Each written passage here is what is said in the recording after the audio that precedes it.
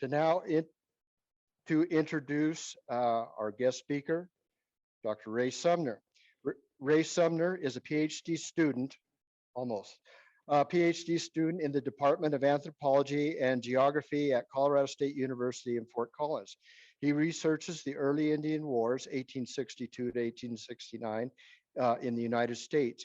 He holds 2 MAs in history, one from Colorado State University with a concentration in public history, museum studies and historic preservation, and the second from American Military University, where his thesis was on the expeditions of Major John Wesley Powell to the West in 1867, 1870. He recently served as the project manager for CSU's Center for Environmental Management of Military Lands, partnership mission to France to locate and recover a missing World War II bomber pilot. Ray is also a retired U.S. Army Lieutenant Colonel with 22 years of service, 16 years of which were overseas. Thank you, Ray, for your service. Ray was stationed and deployed to Iraq, Kuwait, Saudi Arabia, South Korea, and Thailand.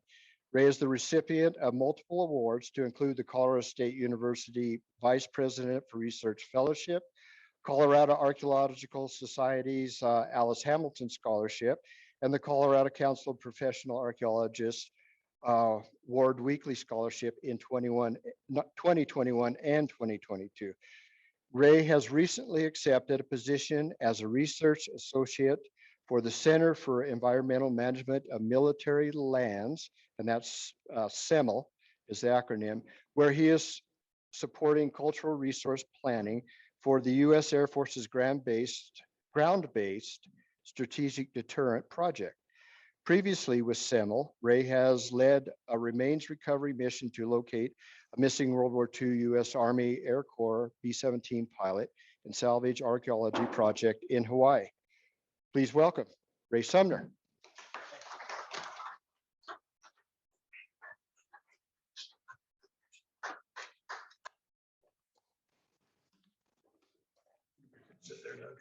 Pardon me? Need the headset. Oh. You train them and you train them, but you just can't quite get them to train right. Thank you, Ray.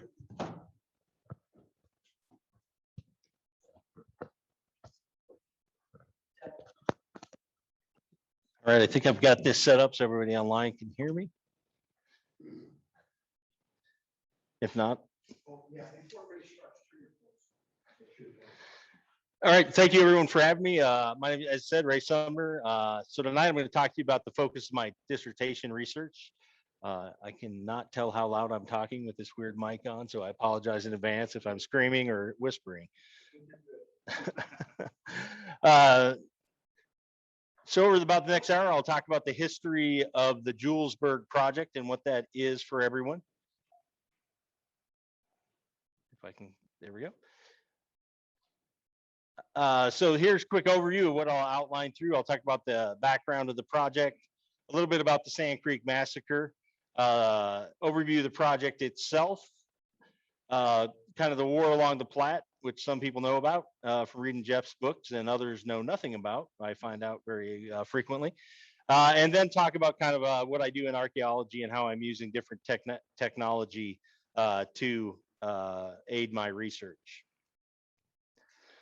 So I call my project the day after Colorado's darkest day. If I ask everybody who grew up in Colorado to name one of the darkest days in the state's history, most people would, one of the few that they would settle on would likely either be the Sand Creek Massacre or perhaps Leadville, depending on their knowledge of history.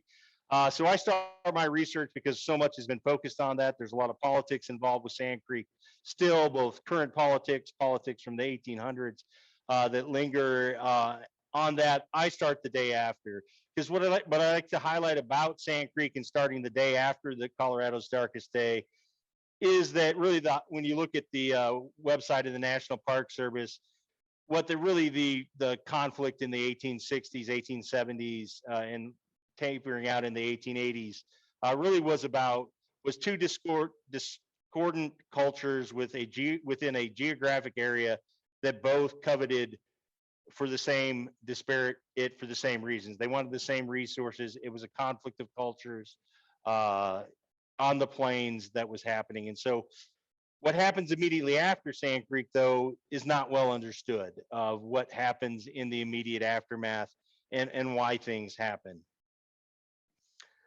So what I'm trying to do in my research is add to that conversation. This slide shows you a map of all the sites across the Mountain West, the Western Great Plains, that relate to the Indian War period, and who owns them today, who operates them as historic sites.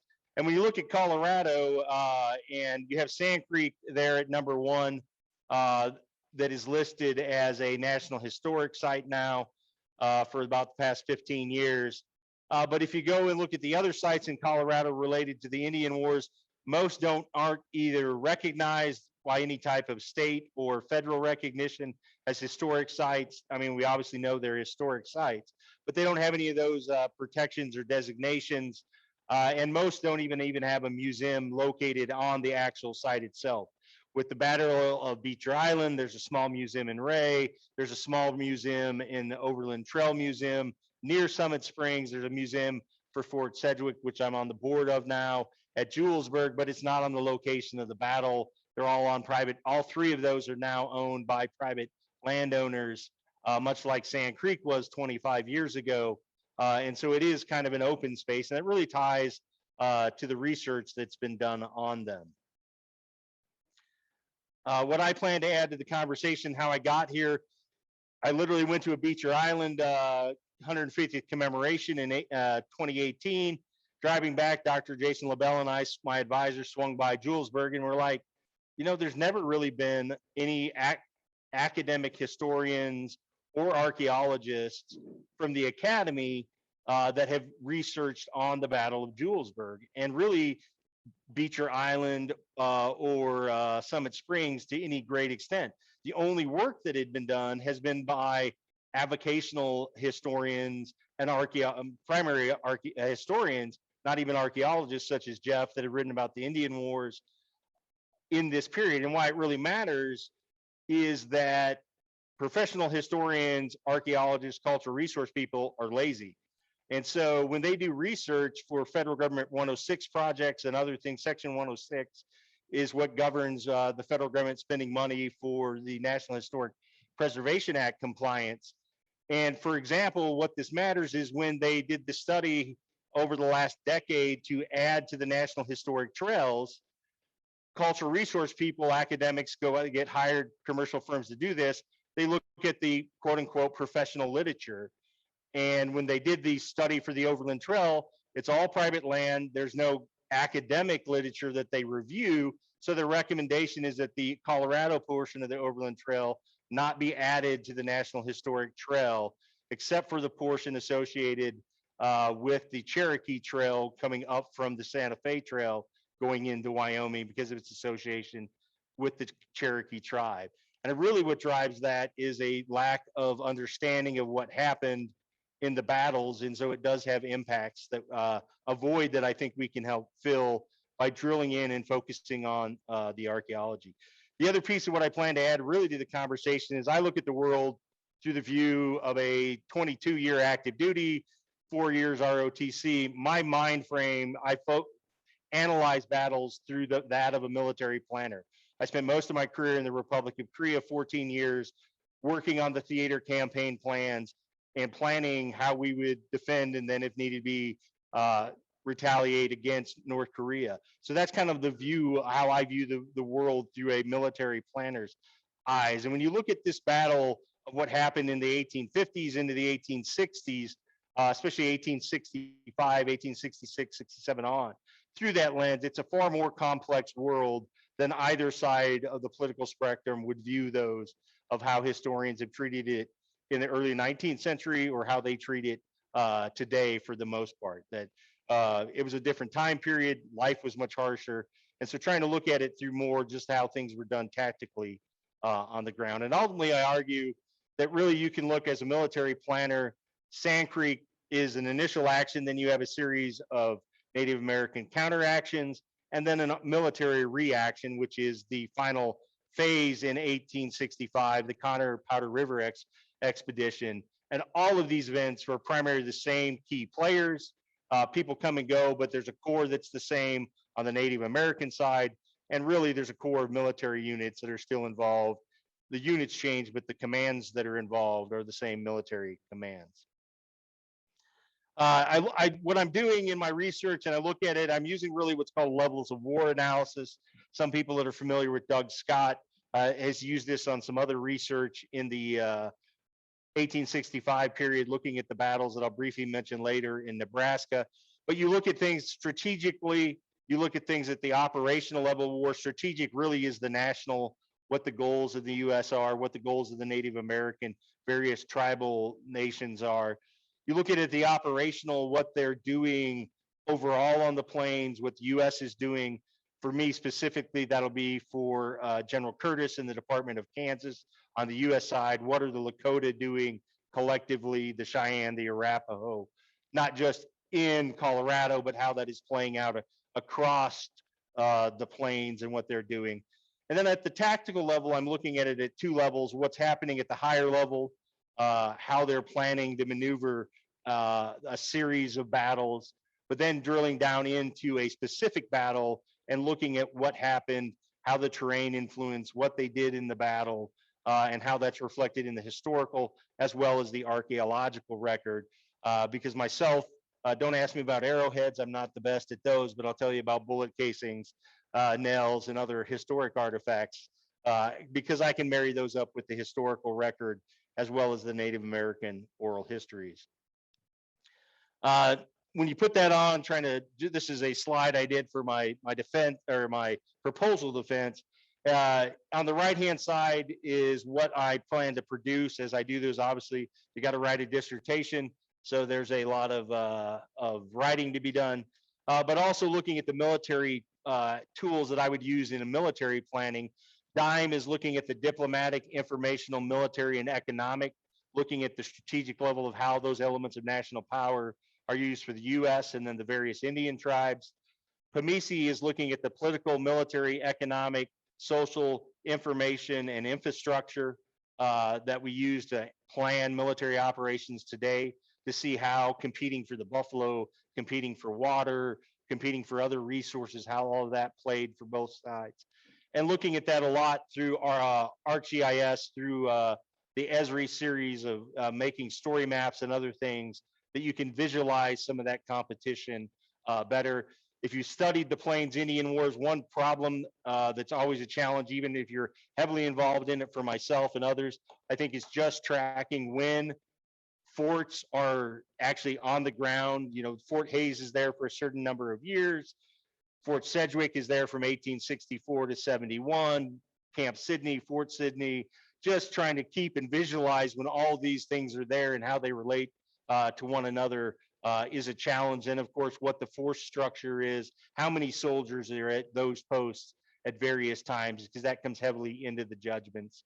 And then looking down really into the tactical level, how the intelligence preparation of the battlefield, when you analyze the terrain overall through northeastern Colorado, Nebraska, Wyoming, you know, why did they choose to go and attack and do things at certain spots on the ground? And then at the tactical, true tactical lower level, on the ground, looking at what we call COCOA. The National Park Service uses this for their military battlefields program and analysis. It comes out of the military. It's looking at the key terrain, observation, cover and concealment, obstacles, and avenues of approaches. Because so much of what happens, no matter whether it was in 1865, 1776, the French and Indian War, or in Iraq, or in Korea, any war, is the terrain drives what you do on the battlefield, because so much of your weapons technology is all impacted by the terrain and how that relates to your the enemy that you're facing, whether you're the Native Americans or you are the US military. That interaction with the terrain drives so much of what you do. So at the strategic level, not to dive too great into this, but really what you have in the United States is four really areas that the US is concerned with. You have those in red, which are the armed rebellion by the Confederacy that's going on in the 1860s. You have the area in purple. There are three main ones: Missouri, technically New Mexico, Arizona in the Southwest tried to secede from the Union. And then you have the area around West Virginia that stayed in the Union, but there's a lot of conflict because there were a lot of Southern sympathies as they broke away from the state of Virginia. Then you have the sustainment regions. There's really seven areas, that commands that are involved there that are simply really never in harm's way during the revolution or during the Civil War. They're simply supplying industry, agriculture, and soldiers to the battle to fight the war. Iowa, where I grew up, is a great example. The highest per capita soldiers of the state went to fight from the state of Iowa in the I keep saying Revolutionary War for some reason tonight, in the Civil War. Never invaded, never really had much threat even from the Missouri sympathizers. It was not an area that was at threat. And then you have the territories, primarily west of the Mississippi River, which simply, in all reality, the federal government wishes would stay out of eyesight and not distract them from fighting the Confederates. They simply want the territories and the Native Americans in the territories not to be a problem. And they sign as few troops to those regions, especially the Department of Kansas and the Department of the Northwest, as possible, hoping to keep everything off the radar so they don't have to worry about it. And of course, the Department of Kansas, the District of Colorado, in the dead center there, falls in the center of that stability area where we really don't want to be having to deal with it as a U.S. national government. Uncovering the Native American goals in that time period is a lot more difficult. One of the challenges in doing that, obviously, besides not as many written records, even from the U.S. government, survived to talk about what was going on at this time period, is that we have a very myopic view as the U.S. government, even today. How we view the Plains Indian tribes is normally shaped very substantially by where they were in 1851 when the Treaty of Fort Laramie was signed. And that map, if you snapped it today and looked at what a lot of federal agencies, at least within the last decade, would use as the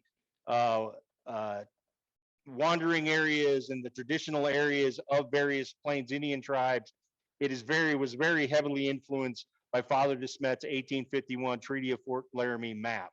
So what I'm trying to do in my research is dig into a lot more maps of the French, the Spanish, and the early Americans, military expeditions and other trading companies, and their interactions with Native American tribes to really go back and show the fluidity that existed on the plains, that you had a lot of tribes moving during the early 1800s.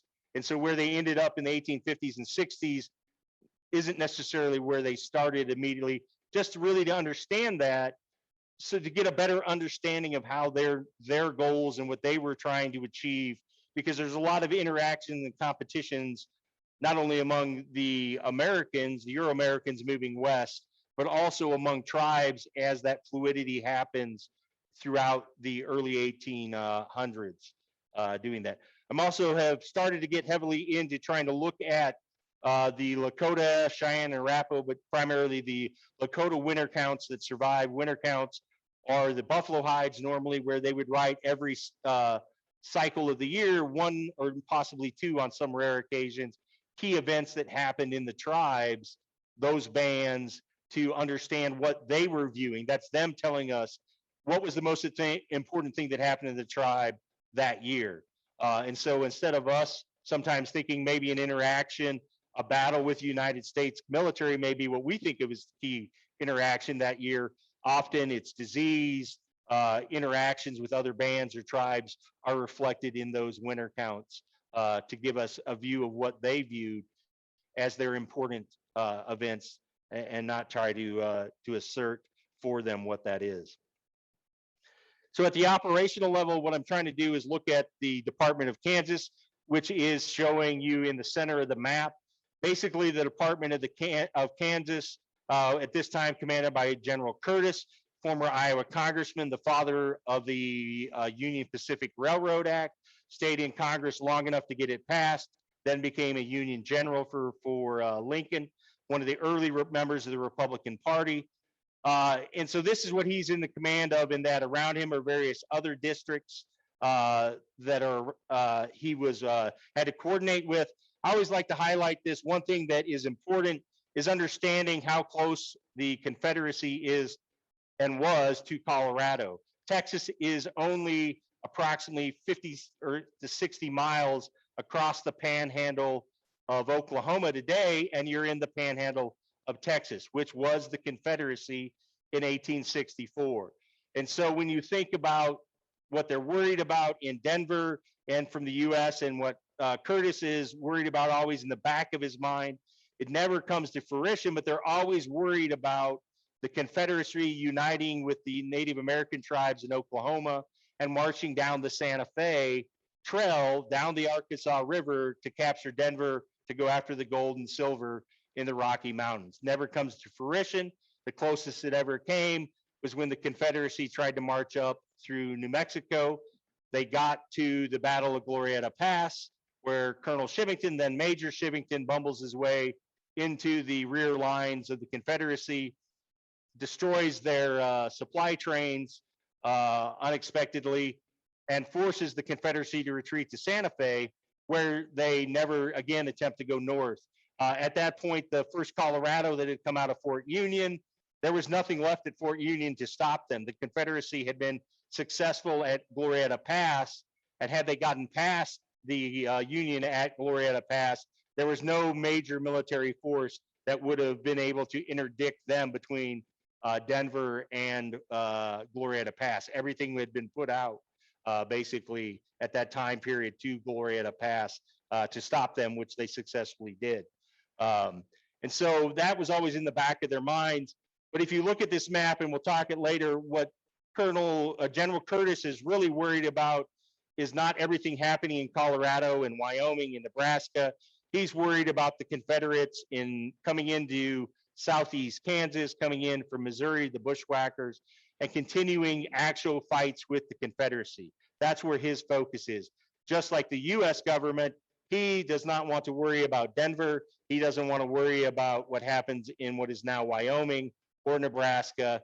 He just wants those district commanders to keep everything off of his radar screen so he can worry about fighting the fight with the Confederacy.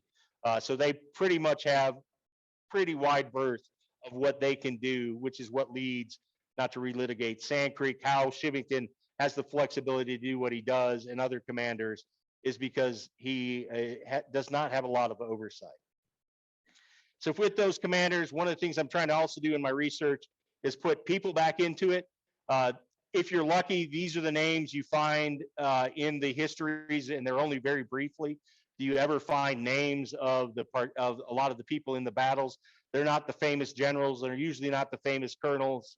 And so trying to look at who's involved with that, but not just at the operational level. I try to do the same as we get back into the tactical levels, putting the people back in the story, not just as I did in my master's thesis. I focused a lot on finding out who's involved besides the great man, the great men, the key leaders, besides Powell, besides Shivington and Curtis, who we all know about, but the other people that are involved tangentially to the history.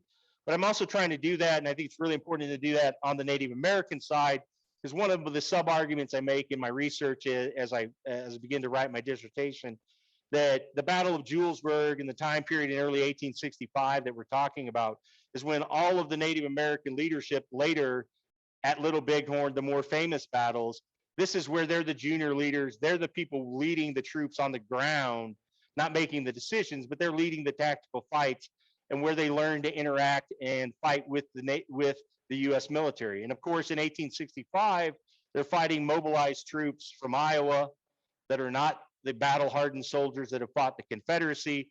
However, by the end of 1865, now they're fighting battle-hardened soldiers coming back that are now not only battle-hardened, they're very angry battle-hardened soldiers, because instead of going home after fighting the Confederacy, they've got a year left on their conscription, and they send them west to Wyoming and Colorado and Nebraska to deal with the increased conflict with Native Americans. And now you have the full resources of the United States military pouring into the West, and it changes the dynamic. So when you thought you could defeat the U.S. Army after Julesburg, by the time you fight the Powder River and definitely into 1867, 1868, it's a different dynamic. And so there are some bad lessons learned in the aftermath of that. But also when you look at the younger leaders, and I don't have the photos on there on the right where it talks to the other Native American leaders. If you look at the Battle of Beecher Island where Roman Nose is killed, we know he's a key leader in the Battle at Julesburg in 1865. Tall Bull, who is killed at the Battle of Summit Springs in 1869 as the leader of the Dog Soldiers, he's present, and the Dog Soldiers are heavily involved in all this time period. So this is where they're learning to fight against the United States military. That we do know that Red Cloud and Sitting Bull, of course, did not get involved, but they are leaders in the periphery of this, and they make choices not to move their bands and others to get involved immediately in the conflicts in 1865. We do know that Crazy Horse did at least make it down to the second battle, and we'll talk that of Julesburg, with some of the other bands, portions of the bands of the Lakota that came down to join up with the Cheyenne and Arapaho in the aftermath of Sand Creek. And again, when I talk to complexities at the of the command for General Curtis, what he's looking at, this is kind of a timeline of 1864 through 1865. If you look at number one, his primary thing he's worried about throughout 1864, 65 is still the Confederacy. With the General Price from the Confederacy does an expedition into Missouri. Curtis has to go and defeat him in Missouri in the Battle of Westport and some other key battles. So that is where his focus is. His secondary focus, where he does get pulled into worrying about it, where he knows Washington is going to get involved, is when the United States mail gets disrupted. And somewhere during my research one day, it dawned on me what that really meant. You hear it all the time, but the Japanese, the Germans, World War I, the Prussians, everybody involved in all those battles never interdicted the United States mail. But the various Plains tribes were able to do that. Why does that matter, and why am I mentioning it? Because the delivery of the United States mail is an enumerated power in the United States Constitution. One of the few things that the federal government has specified they have to do is provide mail service throughout the United States. So the Native American tribes were able to actually deny the federal government the ability to deliver the mail. And to us today, internet, phone, that's a nuisance, whatever. But in 1864, 65, if you're in Denver and Salt Lake, that's a significant problem when you can no longer send the mail and your telegraph lines are cut. So that's when General Curtis would pay his focus, because he knows that the governors are going to complain to DC. DC is going to put pressure on him. So I highlight all that because it shows kind of what's going on and that his focus remains there. One other aspect of that, though, where it gets overshadowed, and I came across in my research, which I think helps explain what happens at Sand Creek, and that should actually say November 21st, 1864 on the slide. I thought I'd updated that. I guess I didn't save it. Is that General Curtis, who is the commander of the District of Utah, is out of California, the brigade commander for their cavalry regiment. And he's sitting in Utah there at Camp Douglas. He gets told by Major General Halleck, the chief of staff of the Army, the number 2 to General Grant at this time, to bring cavalry troops from Utah, California Cavalry, and he is ordered to take over the Overland Trail. Colonel Shivington, the district commander for Colorado, has already lost command of the Santa Fe Trail. It's been given to another colonel who's in charge of simply protecting the Santa Fe Trail on behalf of General Curtis, the district of the Upper Arkansas. So he's lost that portion of his district already. Now he's about to lose the Overland Trail, which, if you're losing parts of your district to someone else, probably means you're not being viewed as having done a very good job. So you usually don't give it a reward for doing a good job. Is usually more work, not less work. So Colonel Shivington, who had twice been nominated to be a brigadier general, sees the writing on the wall to me, that he's about to be completely ridden out of the military. His career is over, so he needs something to make his name known to try to get the brevet appointment to be a brigadier general. So General Connor comes out with his cavalry. They can't get past Fort Bridger, but General Connor comes forward with Holiday, the owner of the Overland Stage Company, in a stagecoach, comes to Denver, shows up in late October. He's going around Denver in November. He's there on the 15th. There's a huge ceremony. There's speeches and reports, the bands and everything. The politicians are there. He does a tour of the area. He sends back what's shown in yellow, a telegram to General Halleck, and he's like, hey, I can't take over. I don't have the troops. My guys are stuck back at Bridger. I'm going to go back. I'll come back in the spring. Nobody here will give me, there are no troops to give me, even if they would. And then he writes what I have on the screen. Any expedition against the Indians, which would not probably result in their single chastisement, would be productive of harm rather than good. And until suitable arrangements to that end shall have been made, I do not deem it wise or prudent either to undertake or advise a campaign against them. He wrote that on November 21st, 1865, departed the next day to go back to Fort Bridger and then to Camp Douglas in Utah. And then, of course, 2 days later, Shivington departs Denver, and 8 days later conducts the Sand Creek Massacre, the attack on Black Kettle's village, which I think most would assess in the result, ended up in exactly what Brigadier General Connor said would happen if you did this without proper military forces. Yeah, that's what I said. That's a typo on the screen. It should be November 21st, 1864. And so then moving on down into the campaign on the tactical side, what I look at is really, and this is what Jeff's book has been, and he's helped me on a lot of things. It's been very helpful, Jeff Room's research on the Cheyenne Indian Wars, is that battles in 1865 along the South Platte, a lot of times it gets viewed as simply they went out and killed every white person they could see along the South Platte. They were happy to do that, but as you dig in it from a military perspective, it's clear there was a lot more thought process put into what they were doing than simply going out and enacting revenge. And as I walk through this, I think it'll come somewhat self-apparent. So their first military response after their war council on Cherry Creek in late 1864 is to attack Julesburg. They do that the first time on January 7th, 1865. We'll dig into that a lot more in a couple slides. Next, they come back and they move up and they actually break off with the Cheyenne, the Arapaho, and the Lakota taking different areas, the areas that they were most familiar with in segmenting where they attacked and what capabilities each of the bands and tribes had to navigate in those areas. So they didn't simply, again, go out and just randomly go around. They divvied up the battle space to do that. Then they initially come in and they attack down to what is today towards Fort Morgan, where they attack every single ranch and stage station in that area. After attacking all of those, they move on to attack the next week. They're moving farther east along the South Platte River. Now they're attacking in that last of January. At this same time period, as they finish up these attacks of every ranch and stage station, I will note, if you haven't read Jeff's book or any of the other books about this time period, we do know how to spell ranch.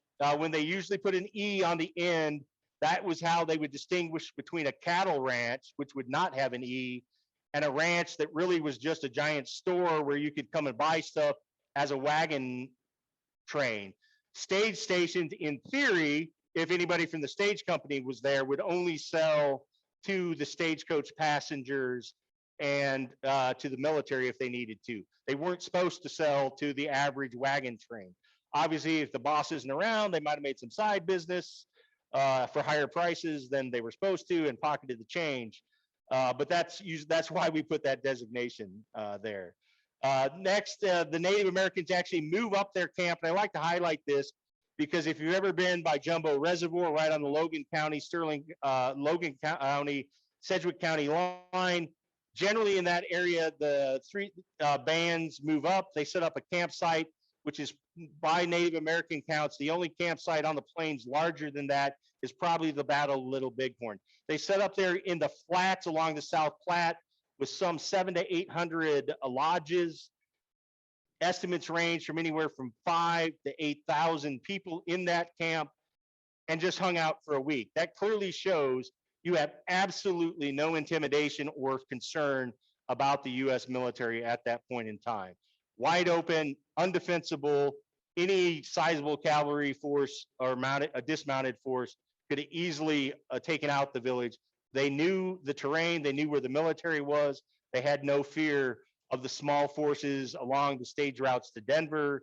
They knew Fort Laramie was too far away. They knew there was only 50 soldiers at Fort Sedgwick left that weren't going to go fight 2,000 warriors. They had no fear about that. They continue then to move in while they're based out of that camp. They attack again all the stations around Julesburg to the east and the west, continuing to burn all of those. And then they come back next time. The camp moves on the 2nd of February, breaks camp. They move out. The warriors then go back and attack Julesburg for a second go round. But this time they actually burned the stage station at Julesburg because they know they're not going to come back. When they attacked it the first time, and we'll again talk it in detail, they raided it, took all the supplies out of it to provide for the survivors of Sand Creek. It was Walmart. That's why they went there. They went there to get the supplies. It is a raid. There's a difference between a raid and an attack in the military terminology.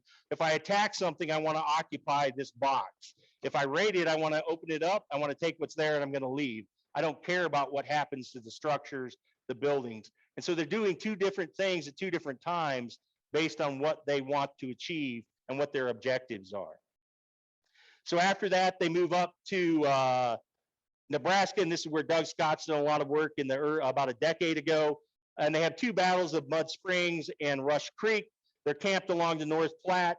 Has anybody been to Fort Collins in the room? So does anybody know what Fort Collins is named after?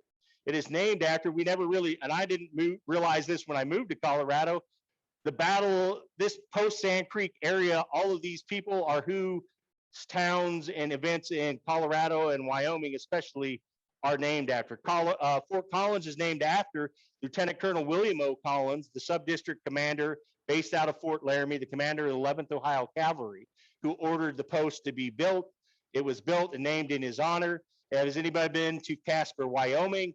That is named after his son, Casper Collins, who was killed later in 1865 at the Battle of Platte River Bridge, is killed despite the fact being a good friend of most of the Lakota side of the belligerents. They didn't realize that it was him and the Cheyenne that are the ones that actually killed Casper Collins.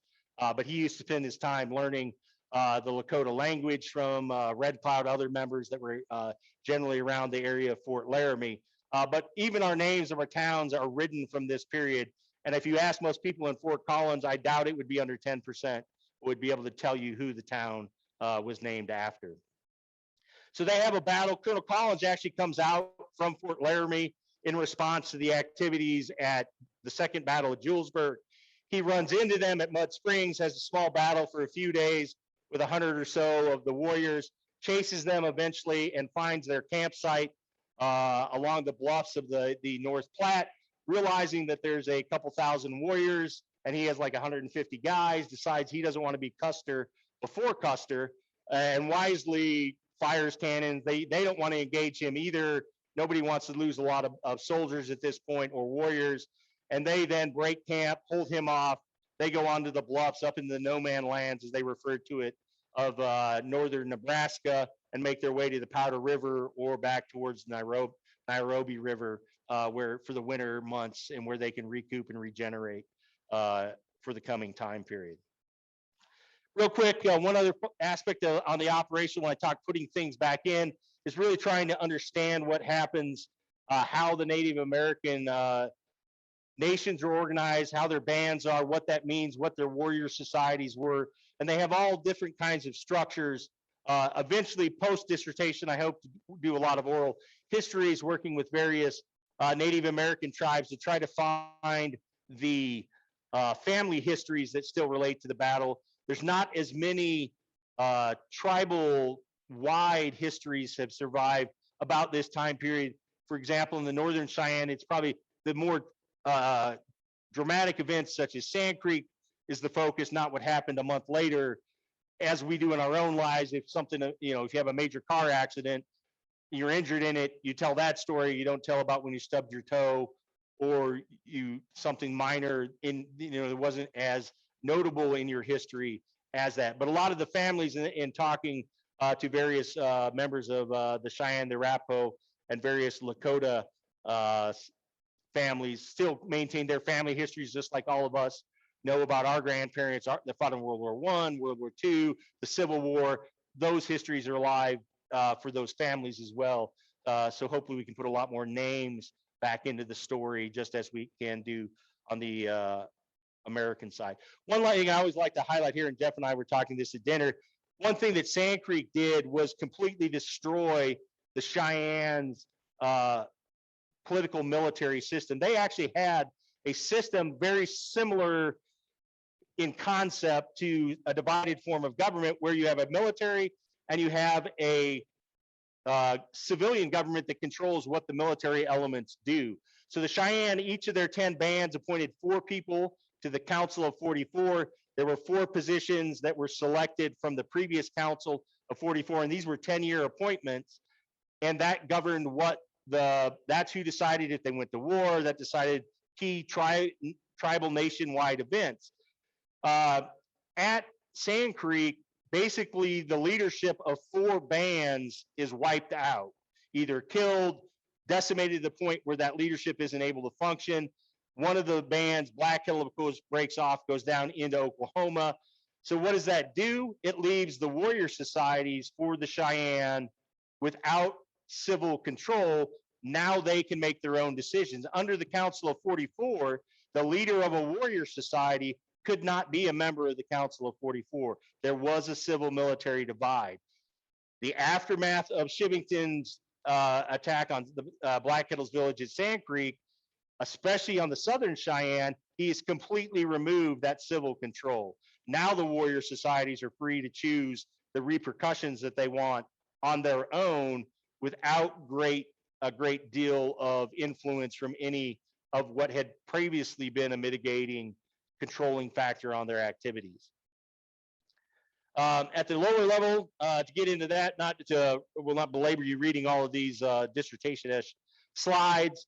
What I really hope to do here is this is where I really use the archaeology, and we're going to dive into this a lot more, to try to recreate the battle, what happened on the ground.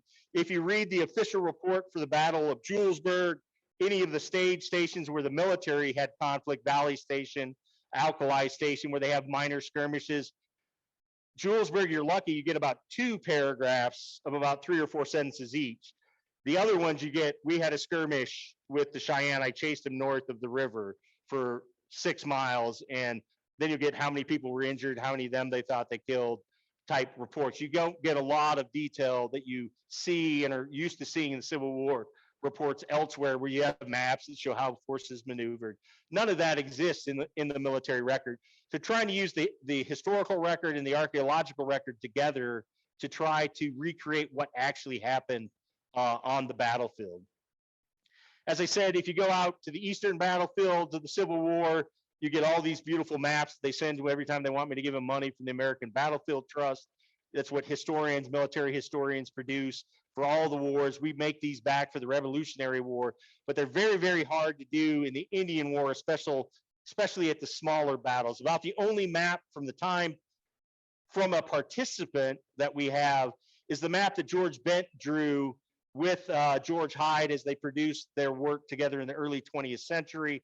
And so this is 40 some odd years afterwards that Bent is making this map, but it's the only period map that I believe I know of exists, where someone in the battle tried to draw and explain what was going on and kind of outline the routes of what they were doing. On the military side, we don't have any drawings of the battle that I know of any of these battles of what happened. Just very, as I said, very small telegraph reports back to their higher headquarters. So what I hope to do is to reproduce a map on the left as I get through my research, that we can have a map that looks more like what we traditionally see in military histories. When you dig into the Battle of Julesburg, like I said from the report, you basically get, there were 15 military members killed, there were 4 civilians killed. The natives came in, they attacked. George Bent's version usually is what has dominated this. We came in, we had some decoys, they chased us out of the fort. Then they ran into the rest of us and we kicked their blankety blanks for the day. That's about the extent of what prior to 15, 20 years ago, definitely all the 20th century history. You read a book on the Indian Wars, you might get a paragraph was what would be in a book, and that was what it covered on really all of the early Indian War period in Colorado. It was very bleak prior to Jeff and a few others digging into it about 15, 20 years ago. Not a lot was written about what happened. It just wasn't viewed as important because we had Bighorn, you had Sand Creek, you had all these other things that were more notable, more important. And so all of this was overshadowed, which is sad because as that slide says, the Native Americans were victorious throughout this period of 1865. They controlled what happened. They controlled the op tempo. They chose where the battles were, when the battles were.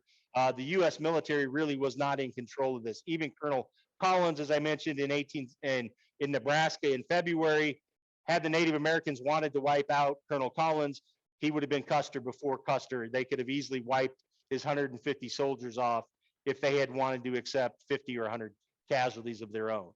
So they were dictating the military operations at this time period. So in my archaeology and trying to recreate the battle, one of the challenges I have is really trying to dig into the periodization of the artifacts.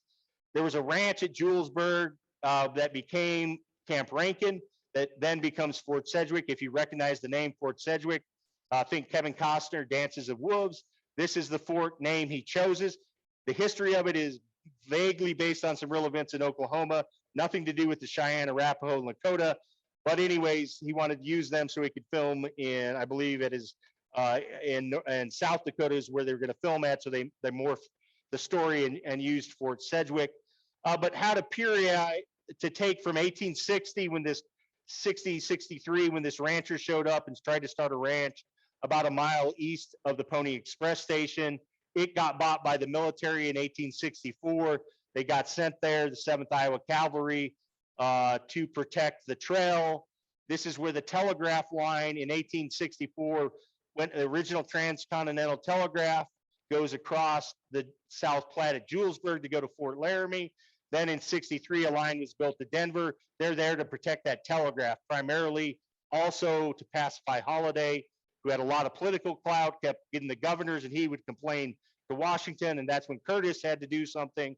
And that's when he told the 7th Iowa to go build a fort at at Julesburg. And so to how to differentiate between Camp Rankin, that was the Civil War little mud fort there, 240 by 360 feet, then to Fort Sedgwick, which by 1871, when it's closed, it was built to defend the railroad. It had regiments based out of it. It was at times the flag officer post for the District of the Plains. When Connor went out, this is where he left to go fight the Indian Wars, even in 1865. So all this different time period of how to focus that down on the artifacts to what happened in the time period of interest, January and February 1865. That's a very difficult challenge, but remarkably, there are actually artifacts that you can do that for throughout this. I use a lot of technology to do this. I'm using what I say is a layered approach to find where to go look. The battlefield is basically 4 miles by 6 miles square, so about 24 square miles. I can't survey all that even with a lot of volunteers that I've had over the past 4 years. So using primary source, secondary source, previous people's work, using focused GIS analysis, and then using a lot more advanced as we continually narrow in where to search, where to go look, do pedestrian survey, metal detecting survey, GPR, and other types of work to identify areas to work in. So basically, when I put all that together, what I'm trying to do is find what's on this slide with geophysics, with metal detecting, find remnants of the battlefield. And a couple of these we've been able to find. One I'll highlight is that L shape where it says fireplaces and building floor foundations. We think we've located the post-battle hospital using LIDAR. Using LIDAR in other areas and thermal imagery from drones, trying to, again, to piece together where aspects of the battle and the various forts were located at. One aspect, as I talked, using the tactics, is using GIS to understand the view sheds. And by view shed, if you're not familiar with that, in ArcGIS, you can take in the terrain model. So what the terrain looked like, we modify those to look what they looked like in 1865, not today with I-76, changing the entire profile. But then basically what's shown on the left and the right are two areas along the battlefield of what it looks like if in red, you're laying in the prone, what you can see from Nebraska Ranch, what you could see in yellow if you're standing, and then if you were on a horse, what additional, that green is what else you would have been able to see, basically if you're sitting down by the river, and then transversely doing the same if you're sitting at Fort Sedgwick. I've actually ran this for 360 points along the entire South Platte for every ranch, different advantage points, what the Native Americans would have been looking down at, and then what you would have seen if you were the military or the rancher, the stagecoach people at their locations looking up. And so that again helps us try to figure out how the battle would have pieced together. You can look around Julesburg and find using this areas where you can likely anticipate if I was spotted tail, if I were the other leaders of the Lakota, the Cheyenne, the Arapaho that were controlling Little Thunder, that are watching the battle, deciding what's going to be done overall. This is where they're observing the battle from, not down on the ground, being in the fray when they're having multiple things go on at one time period. My initial foray at LiDAR, what I do with LiDAR, if you're not familiar with LiDAR, we shoot out thousands of blasts of a laser. It bounces back. The computer calculates how long it takes to get back, and that gives you the elevation of what you're using at. Very, very effective in jungle environments like South America because you have the canopies. You can erase those. And so when you get hits that are in the middle, you find, as Dr. Fisher, who taught me in my LiDAR class and has helped me on this, you find missing Mayan, Aztec, and other cities in the dense jungle that haven't been seen for hundreds of years because the LiDAR can get through the brush. And then when you put those and process it, it shows you things. And so in processing the LiDAR, what I do is you see on the left-hand side, there are a number of anomalies in those red circles. The one at the top, it shows you are two rectangles that are vaguely about the size of some buildings that we know existed at Fort Sedgwick. You'll see the two in the center, those are actually mounds that look like big giant mounds when you just look at them. They're much more rectangular when you process them through LiDAR and the brush is taken off. And then at the bottom, you see an L-shaped anomaly. So what I've done is take from the National Archives the blueprint of Fort Sedgwick, you overlay it on the site. And if you do that, where we generally think the Overland Trail was, you see where those anomalies are. They look very similar in shape and size to those purple buildings, which were the officer quarters at Fort Sedgwick. We know there were two adobe quarters and two wood buildings. If you've been to the Fort Sidney Museum, one of those is relocated from Fort Sedgwick when it closed to Fort Sidney. And then in the bottom, if you see that L-shaped anomaly, it looks almost identical to the post hospital and has almost the same identical dimensions. Working with the landowner and my GPR folks, we're going to go out probably in the spring and try to ground truth that. The reason I previously showed not only should you only see the floor, but wherever those fireplaces were, since we actually know from the architectural drawings of the building showing on the bottom left, we should be able to hopefully come down on where the fireplaces were. And if we core that, you'll definitely see, just as you will anywhere else, the impact on the soil from being a fireplace for 4 to 7 years. It's going to be compacted. It's going to be ionized from burning the iron in the soil, and it'll show up, we theorize, in the record, or the archaeological record there very well. So we're working with that landowner to get access. Also use it to try to find more inferior sites that go away that weren't there very long. So I analyzed all the known time period sites for 1860s, 1870s to see what the impact on the ground looks like. For trying to identify the trail, this is an example of California Hill on the Oregon Trail coming up from in Nebraska, just about 20 miles east of Julesburg, where the old Oregon Trail came across the South Platte. You can see on the left is where the Park Service draws the line, but when you look at that on the LiDAR processed all the way what we call red relief, you can see the actual cut in the ground that exists much, much more prominently than you can just by the line. The line is generally correct at a 1 to 250,000 scale, but you could obviously then refine it a great deal more by drilling in using LiDAR. If anybody's been to Fort Union, that's what the Civil War Star Fort looks like when you process that.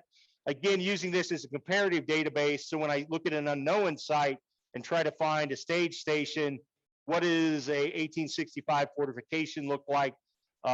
We use these as a comparative a tool to do that. And why I'm doing this is showing you that this is what I'm using it for at every stage station ranch site that we know of. I'm going through and processing the LiDAR where we think the stage station was, as Jeff can attest. Most of these are not well known from the record. If you're lucky, it may tell you a section, a 1 mile square area, 640 acres. Maybe you get down to 160 acres, a quarter section where they're like, hey, the stage station, it was out there somewhere. Then when you go out, you'll have a lot of local lore. Depending on who you talk to, the local lore will always contradict. The stage station was over there. No, it was over there. No, it was over here.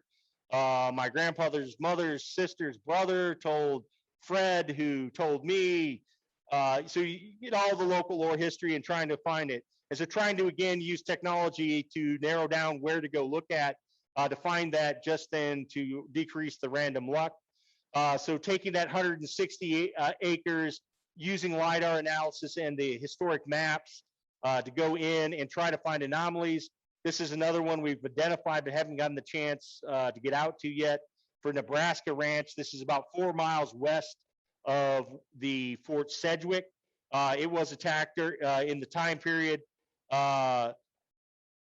Is to go out and we see this anomaly there. If you look at it and we measure it out, it's in the ballpark of what a structure might have been in this time period if you had your own little ranch, your own little house that you were living in, structure out there. And why we're most interested in, it's really close to the South Platte, and nothing else has ever been known to be out there on any of the Platte maps, the 1900s county maps. Nothing shows up there. But you clearly see something has made a series of right angles. Mother Nature rarely makes one right angle, but she surely doesn't make 4 of them connected almost anywhere on the planet. That rarely ever happens. And so we want to go out there and, again, use that to explore and see if that is a remnant that the LiDAR is showing us just at the surface level. We're also using LiDAR to recreate the battlefield. One of my goals for the dissertation final product will be to take the LiDAR of what is there today, using the construction documents from I-76, strip away how I-76 has changed that area so that you can see the massive washes, how the Native Americans could have easily concealed 1,500 soldiers, and recreate that in a VR visualization system. On the right, you see that was done for Mud Creek at a one site. But I want to try to do it for the entire battlefield. And then if that works, possibly look to a larger grant in the future to literally do it for the entire Overland Trail portion through Nebraska, Colorado, Wyoming, that is involved in this conflict period that the Park Service and others then could utilize. To get buildings to populate that, I could draw them. I could have somebody do that. I probably couldn't draw them. But I'm using terrestrial LiDAR. I scan buildings. So this is a Pony Express blacksmith shop that survived and was relocated to the North Platte, Nebraska. They also have the original headquarters from Fort McPherson, which was built by the 7th Iowa Cavalry. So scanning those, and then I will use those as the buildings, the best guess of what buildings in Fort McPherson and at the stage station would have looked like, at least then their period versus just being creations on my own account. More of the LiDAR and how that works. You walk around, you scan the buildings. You'll even scan yourself if you're not paying attention like I did in the corner. You piece all that together and you then edit it out, and eventually you'll get a image which will look something like this. These are 3 images. LiDAR is getting so much more advanced and accessible. These 3 images I actually did with my iPhone 12, walking around these and scanning them with the LiDAR that is now on an iPhone 12 Pro. It's insane what LiDAR is, how much It's changed from only being on aircraft 10 years ago. Now it's literally on my phone, and I can do three-dimensional scans like that, that you can, in a matter of 5 minutes, I posted all these, and you can see them online at those websites. Also using drone operations, still not a lot of success, still very new in archaeology, especially in very short-lived sites like this. It's very good if you're going to find a wall of a Roman fort or something, a buried building structure. But when you're looking for wood structures that were burnt on the surface, you're really only looking at floors that were compacted only over a couple of years, most 7 to 10 years time period, much harder to find those. Have some hits that we know it's promising, but it's still continuing to work with it as a technique on the plains. You'll see a couple here where we see some weird anomalies. On the left, this is the stage station site. On the right, where that berm shows up very well, that's about a 2-foot berm. We don't really even know what it was, if it was a later fortification built by settlers, if it's some type of agricultural trough. They were trying to capture water. Even the locals really don't know. The landowner, his family owns it for 100 years. It was there when they got it. They don't know what it is, what it was used for.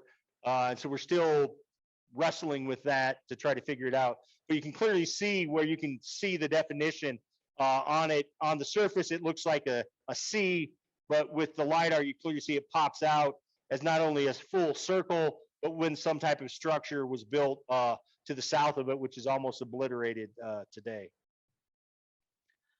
Also using then metal detecting, I work a lot with the Heart Club and other volunteers out of Denver and other metal detectors that have volunteered for me. This is what we found in the first 2 years of work. I never thought we'd find 2,500 artifacts. I would have thought they'd all been collected before, but it seems everybody was in love with the military and they went to the fort site and fortunately left the stage station almost untouched. So we've been able to find a large number of artifacts there, as well as other parts of the battlefield that did not get the attention that the fort site did. Why that's important and what that means is we analyze this. We actually were able to find that first summer 4 fragments of a 12-pound mountain howitzer cannonball. That is the cannon that the 7th Iowa we know went back and got from the fort on the day of the battle. And why that's important is that looking at the distance, we know it shoots about 1,100 yards. So if you stayed at the fort, the range ring where you could have shot is in red, which means where we found the cannonball fragments on Julesburg Station means the cannon, obviously, we confirmed that it had to leave the fort. We confirmed it went how far it went. We found them even further to the east, excuse me now. So we know it went at least to the stage station. And so what that does then is let us piece back together again that map. How did they use the artillery? Not just that they went out and shot at the Native Americans, but we can use those to piece that back. When I talk that periodization, it's also important because those 4 fragments that we found in 2019, I'm fairly confident to about 98%. I can tell you they were fired between 6 a.m.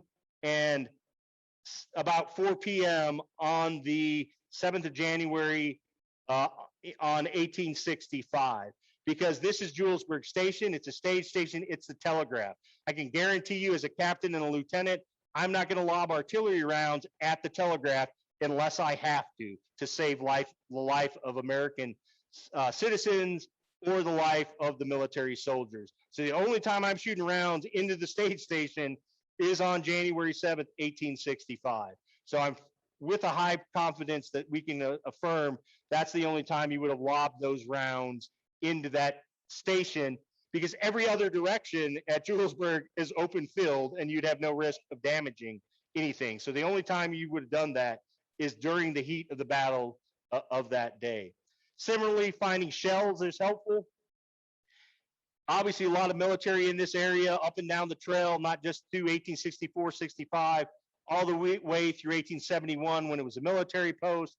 There are people up and down the trail hunting buffalo throughout the 1850s, 60s, 70s. So there are all types of military rounds everywhere. But there's one very unique round, which is the Gallagher 50 caliber, which is the weapon that this F Company 7th Iowa was fielded in 1865. And its bottom of it looks almost like this bottle, but rounded. And it was a horrible, the gun was okay, but the round was horrible. After you shot 4 or 5 rounds and your weapon heated up, and the cartridges would expand. There's nothing to pull it out with. So even though you have a tool, you're sticking it in the back of a hot metal, trying to pull it out. And while you're doing that, then you're getting an arrow or a bullet in your head from your whoever you're fighting a Native American or a Confederate. It was not a very good weapon for that reason, obviously why the round never caught on. But this is the only time period that we know of a unit using that weapon out here was that 1864-65 period with the 7th Iowa. Very afterwards, they start bringing out the Spencers. As we talked, the military sends out the better weapons. Cartridges are rapidly going, so we can identify where those cartridges are, where the Gallagher bullets are. You can start to cluster those back in what may be events associated with a Fort Sedgwick 1870-69 time period, and what is likely associated then by the Gallagher's events with the 7th Iowa in 1865. Again, if you're in an area in the middle of the stage station and you're finding a bunch of casings near where we believe the buildings were, and 50, 100 yards away, you're finding a bunch of bullets of the Gallagher, they're probably not shooting at Buffalo that close to the stage station. They were likely would be assessed as being from the battle itself. And so we're still going through the process. We have between the private collectors, the museum collections, and my own, literally about 1,000 rounds from the greater Julesburg area to analyze what type they are and try then what fidelity we have for where they were found. Unfortunately, a lot of the 70s, 80s, 90s collectors didn't collect a lot of details on where they found things. Later in the 90s, you start getting people more cognitive to identifying where bullets are at versus, hey, it was at the Battle of Julesburg. Well, that's 160, or that's 24 square miles. You know, that doesn't help you out. So we did have one avocational archaeologist historian in the local area. He wrote 2 books on it. He did a lot of metal detecting. He would write down where he found Gallagher's on hand sketch maps, other key important artifacts, like he found a pistol, some cannonball fragments. The more important artifacts he actually documented, so it'll help us piece the battle back together. I'm also trying to use X-ray, XRF, X-ray fluorescent analysis to identify the type of lead. The hope is that by looking at what a Gallagher round and what a Spencer round looked like on their lead and other elemental signatures, that we should be able to take smashed bullets and that were clearly shot and used in conflict and see what type of bullet are they. It has been used successfully during Revolutionary War, Mexican-American War in the United States, time period battles, in the War of 1812 a few times. It works much better there because your lead sources are drastically different because it is a foreign belligerent. So the British are primarily shooting British lead. The Mexicans are shooting British or Spanish and Mexican lead. The Americans were shooting against British.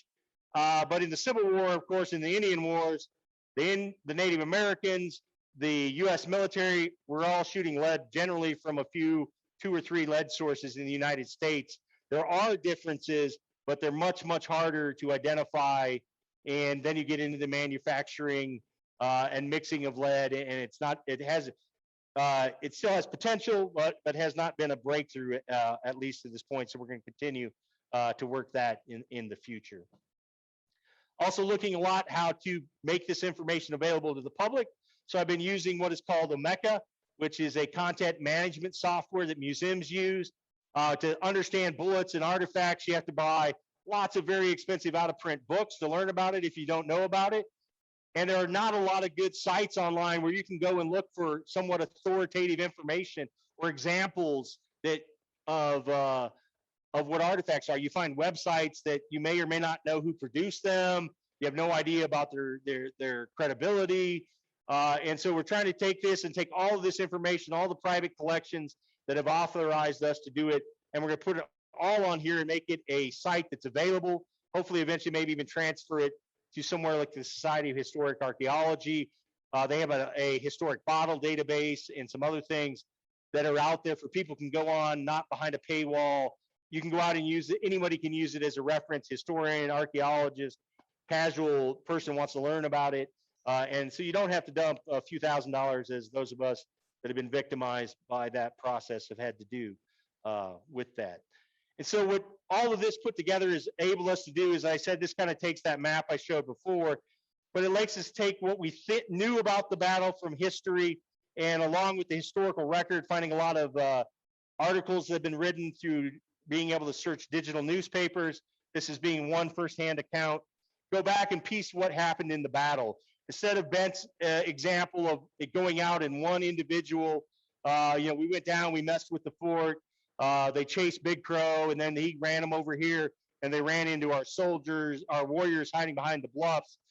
What we now know from a number of firsthand accounts, and Bent's is still supports all of this, it just provides a lot more detail, is that what really happened early in the morning, the stagecoach, the mail coach was coming in.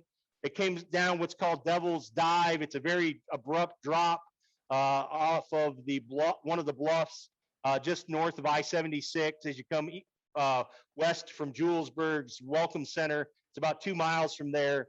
And you had to come down. They'd usually put extra horses or go slow. Sometimes passengers would get out if they were too scared because they'd have a lot of damage to stagecoaches in these drops because of the grade. And so right after they come after that, in a few hundred yards somewhere along there to a half mile from the account, we know that the stagecoach, the mail coach, was attacked. There are a couple guys on it. They fight back. They're bringing in the mail. They have a number of horses, quarter horses. They outpower the Native American horses, having 6 or 8 horses on the stage. They outrun the warriors. They get away. They get to the stage station. The stage driver runs over to the fort. It's a mile away to the west from the stagecoach office. They're like, hey, we got attacked. Captain O'Brien, the armored commander at Camp Rankin's like, hey, that's great. You're at the stage station. I'm not going out at 5 o'clock in the morning in the dark in January to have a meeting engagement with the enemy when they're fixed and I'm going to be the target. They're going to shoot me first. I'm not into that. Thanks. You're safe. About 6 a.m. or so, they get alerted then where the number 2 is at near Collins and Bullen's Ranch. It has about 15 different spellings. So I just put C and B so not to discuss the various ways to spell it. There was a small ranch, again, a stop for wagon trains. There was a wagon train stop there that was stuck there for the winter time, waiting to head back to the east. And so that wagon train then was attacked from the accounts by the Native Americans with about 50 or 60 warriors. There are a couple casualties in the early attack. They go back, somebody goes and tells the stage, they go to the fort again and say, hey, the wagon train is being attacked. Now there are US citizens under attack. This triggers Captain O'Brien to come out of the fort with his soldiers. About 37 or so soldiers come out. There are a few extras. We're unclear on how many of his commander's soldiers were with him. The commander of the 7th Iowa Regiment happened to be there just visiting that day. He was there with another captain from a different stage station to the east, who was, I believe it was Captain Murphy at Alkali Station. They were there. He was his escort. Sure, there obviously were a few other soldiers with them. We know they all 3 come out with Captain O'Brien. So around 40 or so soldiers come out to go confront the Native Americans that are attacking the wagon train. As they get there, the Native Americans take off, and at this point it's the Cheyenne, the Arapaho, and the Lakota, the Brule or Singangu Lakota band, and the elements of the Ogallala bands are there. Other parts of those bands are elsewhere. It's not the full all of those bands, but quite sizable. So they take off after these 40 or 50 Native Americans chasing them. They break into 3 detachments where you see the A, B, and C. They're chasing them. You can figure probably about 10 or so soldiers. Captain O'Brien, from how the report goes, seems to have been trailing those 3 detachments as they go forward. As they start to chase them, and this is where Bent does talk about it, and they do in the other accounts that I found, they all are in agreement here. As those detachments go into the sandhills, basically about where I-76 is today, they're chasing them into the sandhills south of I-76. They say they go about 6 miles from the stage station. about 4 miles from where the wagon train was attacked. All of a sudden, they noticed to their front are 2 Indian braves, Native Americans, come out ahead of the group they are chasing. And so at this point, the detachments realize something is going on, that they're not simply chasing there's other Native Americans are out here somewhere. I have no idea how they are. So one can assume they stop. Doesn't really get into those details, but we know what happens very quickly next. 1,500, 12 to 1,500 Lakota, Cheyenne, and Arapaho, possibly a few other tribes members from various, either Kiowa, Plains Apaches, others have been mentioned. A few other people were with these groups at that time. Again, there was a lot of fluidity from basically the fort all the way down to where they're at, about 3 to 4 miles, is full with Native American warriors coming out of the bluffs. In that, we know that in the initial, basically salvo and initial few attacks, the majority, 9 or 10 from this account there, as he talks about where people are killed, of the detachments, of the 15 soldiers killed that day, are killed in that initial conflict between those 3 detachments in that initial. As they basically turn around and try to make their way back to the wagon train, there are 2 more soldiers are killed. We know where 4 is at. He talks about one that fell off his horse. Somebody got off to help him. Some others, 2 of them are killed in that process. The others finally make it back to the wagon train. At that point, Colonel Summers is there. Captain O'Brien gets there. O'Brien goes back to get the cannons out of the fort. Why you didn't bring a cannon with you the first time, I'll assess your military judgment elsewhere. Brings one of at least one of the cannon with him. I would assume 1 would have come with, possibly 2. They may have left the other to defend the fort at that point. It's really unclear from the record. They come out, use the cannon to blast the Native Americans far enough away that Colonel Summers and the civilians at C&B Ranch and the wagon train can make it back to the stage station. Everybody that's left, if anybody's left at the stage station, they all make their way back to Camp Rankin, hoard up in the fort, fire the cannons, rounds. The Native Americans have no interest in taking out, as Jeff and I were, they would have loved to take over the fort, kill everybody there. They would have had a great party about it. But their focus is the warehouses of the Overland Stage Company at Julesburg Station. They want the fabric, they want the food, they want the grain, they want the horses, all the stock that's there. Julesburg Station is the regional warehouse for the Overland Stage. It's the supply hub for going from Julesburg to Fort Laramie, down South Pass into Utah.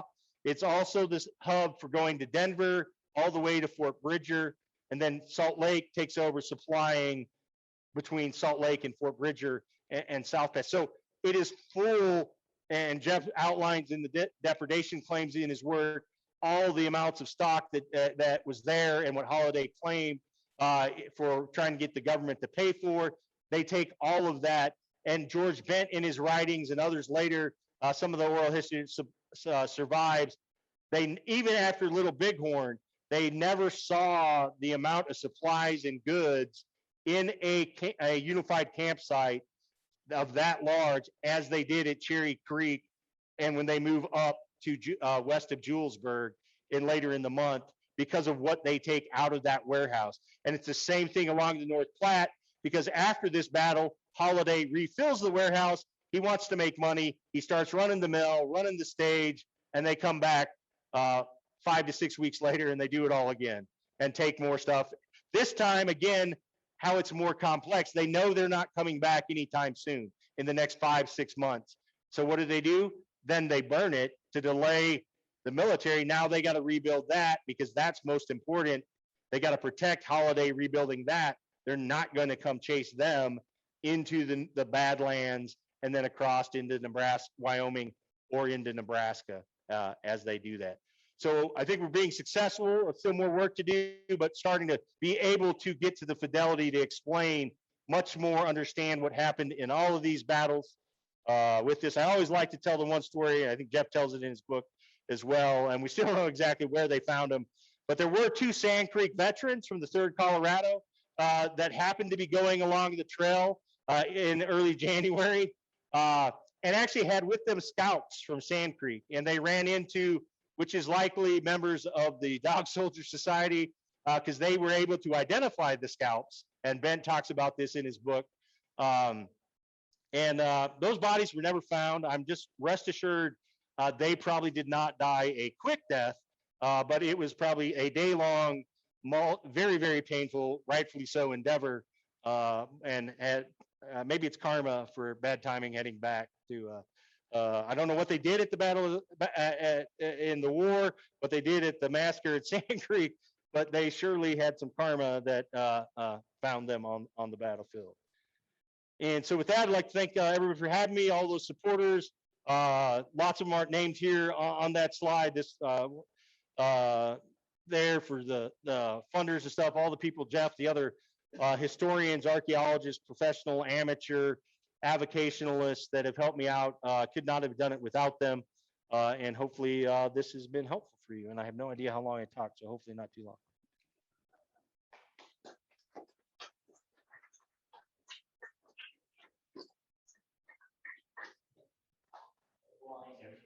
Oh, little. Are there any questions? We get certificates to it? Thank you. That kind of improvement station, the Indian depredation claim, I know all those different names that were in all the accounts, but in the depredation claim filed by them, got the spelling on a particular way.